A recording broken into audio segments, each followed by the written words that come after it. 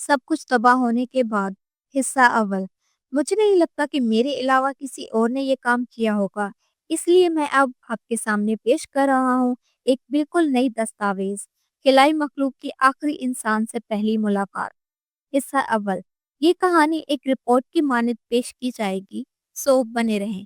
اندراج لاگ، پہلا رابطہ، پروٹوکول فعال فیلڈ کپتان راک ہارٹ لارتھم ہاؤس کی جانب سے پہلا آرڈر۔ رکھنتا لاگ، سٹار ڈیٹ 7:59، سال A13، گردش 319/600، معیاری طریقہ کار کے مطابق۔ مشن اور عملے کی مختصر تفصیلی رپورٹ پیش کی جاتی ہے۔ اگر ضروری ہو تو سیکشن 2 پر جائیں۔ یہ سفر بھی ایک عام مشن ہی ہونے والا تھا، کم از کم مجھے تو یہی لگا تھا۔ ہم اپنی خانجانی نیٹیوٹی نامی 4 ٹانگوں والی باشعور مخلوق، تفصیل کے لیے لاگ 518 دیکھیں، سے مکمل مذاکرات کر کے ایک نئے ستاری نظام جسے شمسی نظام کہا جاتا ہے کے اندر داخل ہوئے۔ ہمارا عام مقصد ان نظامات میں جانے کا مختلف وسائل زندگی یا سیاروں کی تلاش ہے، خاص طور پر وہ سیارے جہاں زندگی ممکن ہو۔ ہماری ٹیم 6 مختلف اقسام کی خلقات پر مشتمل تھی، کل 235 عملہ اور 50 حیات البحر شامل تھے۔ ان اقسام میں شامل تھے کاناری، پولیریسین، ورکوٹین، دوروگانی، وکاری، سوکیشگی۔ ہر مخلوق کی مختصر تفصیل بھی معیاری پروٹوکول کے تحت شامل ہے۔ آغازی لوگ، جب ہم نظام میں داخل ہوئے تو FTL کراس کرنے کے بعد پورے نظام کا مشاہدہ کرنا شروع کیا۔ یہاں کل 9 سیارے تھے اور ہر سیارے نے اپنے اندر کچھ خاص چھپا رکھا تھا۔ ایک بات جو بہت عجیب لگ رہی تھی شروع سے ہی، وہ یہ کہ یہاں کچھ برا ہوا ہے، کچھ ایسا جو تباہ کن ہے، جو نہیں ہونا چاہیے تھا، جیسے کسی نے دیوتائی کام میں مداخلت کی ہو۔ محسوس ہو رہا تھا کہ ہمیں یہاں نہیں آنا چاہیے تھا۔ اگلے 9 دن ہم نے ان تمام سیاروں کا مشاہدہ کیا، سوائے تیسرے سیارے کے۔ اس کی ریٹنگز اتنی عجیب تھی کہ اسے بات کے لیے چھوڑنا پڑا۔ ابھی تک ہمیں کسی بھی سیارے سے زندگی کے آثار نہیں ملے تھے، اور ویسے بھی اگر وہاں مقامی مخلوق ہوتی تو وہ ہم سے رابطہ ضرور کرتی، کیونکہ ہمارے ساتھ جو سسٹم ہے اس کی خاص بات یہ ہے کہ وہ مقامی مخلوقات کو ہماری موجودگی سے باخبر کر دیتا ہے۔ تو ہاں، ابھی تک تو ایسا کچھ نہیں ہوا، مگر آگے اور بھی بہت کچھ ہونے والا تھا۔ ہم نے ہر سیارے کو سکین کیا اور ان کے مشاہدات درج کیے۔ بعض ازاں ہم نے ان کو وہی نام دیے جو انسانوں نے دیے تھے: عطارد، زہرہ، زمین، مریخ، مشتری، زحل، یورینس، نیپچون اور پلوٹو۔ زمیمہ، بعد میں ہمیں ایسا ڈیٹا ملا جس سے تصدیق ہوئی کہ یہ نام درست ہی تھے، یہ محض اتفاق نہیں تھا۔ دیکھیے زمیمہ 5، عطارد، مرکری۔ یہ ایک ابلتے ہوئے جھاگدار پگھلے ہوئے دھات کا سیارہ تھا۔ اس کے میگما کے بہاؤ منطق اور طبیعیات کو جھٹلا رہے تھے۔ ہر چند گھنٹوں بعد میگما کی پوری ندی زمین سے اٹھتی، فضا میں تیرتی اور پھر کہیں اور جا کر گرتی۔ ہر بار جب ایسا ہوتا ہمیں بہت زیادہ غیر معمولی سگنلز موصول ہوتے۔ وینس، زہرہ۔ یہ ایک عجیب سی ہری دھند سے ڈھکی دنیا تھی۔ قطبین پر 2 مستقل برقی طوفان تھے۔ فضا اس قدر زہریلی تھی کہ اکثر اچانک پھٹ پڑتی۔ زمین پر بڑے پیمانے پر جامد برقی چارج خارج ہوتے جن سے پورا سیارہ نیلی سفید یا ارغوانی بجلی سے ڈھک جاتا۔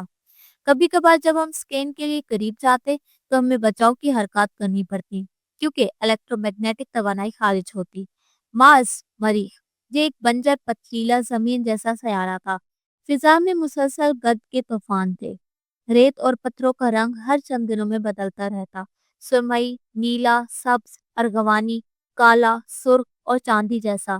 گرد کے طوفان ان بدلے ہوئے علاقوں سے گزرتے وقت خود بھی رنگ بدلتے۔ مشتری، جوپیٹر۔ یہ نظام کا سب سے بڑا اور سب سے زیادہ طوفانی سیارہ تھا۔ ہر 24 گھنٹے بعد یہ اپنے محور پر الٹ جاتا۔ ہزاروں طوفان ابھر کر کچھ منٹوں یا دنوں تک رہتے اور پھر غائب ہو جاتے۔ فضا کا رنگ بھورا ہونا چاہیے تھا مگر یہ روشن گلابی تھا۔ سکین سے معلوم ہوا کہ ان طوفانوں میں بے ترتیب کشش ثقل کی ساختیں بنتی رہتی تھی۔ زحل، سیٹرن۔ خط استوا کے گرد یہ سیاہ ارغوانی رنگ کا تھا، جبکہ قطبین پر سفید یا چاندی جیسا۔ یہ ہر وقت اپنے تینوں محوروں پر گھومتا رہتا جیسے کوئی گیند ڈھلان پر لڑک رہی ہو۔ اس کے چھلے کسی بھی وقت اپنا سائز یا شکل بدل لیتے۔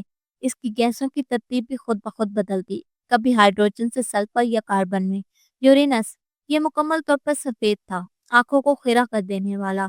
इसकी सतह पर दर्जा हरारत के फर्क शदीद होते थे। एक मकाम पर हजारों दर्जा हरारत ऊपर तो चंद सौ मीटर दूर हजारों नीचे।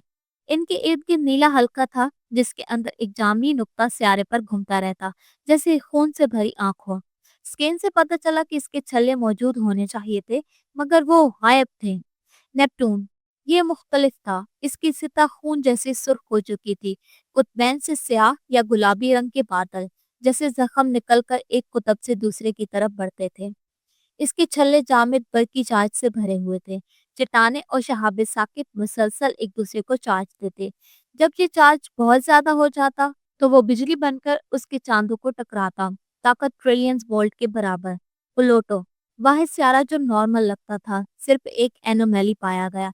कशिश शकल की गैर मामूली हरकतें जो पत्थरों या बर्फ के टुकड़ों को उठाकर घुमाती और फिर गिरा देती। जमीमा, जब हम प्लूटो के गिर्द घूमने वाले दो शहाबी पत्रों की स्कैनिंग कर रहे थे, तब अचानक सितारा सूरज अपना रंग तब्दील करके रोशन सब्ज हो गया, ठीक 2 मिनट और 47 सेकंड के लिए।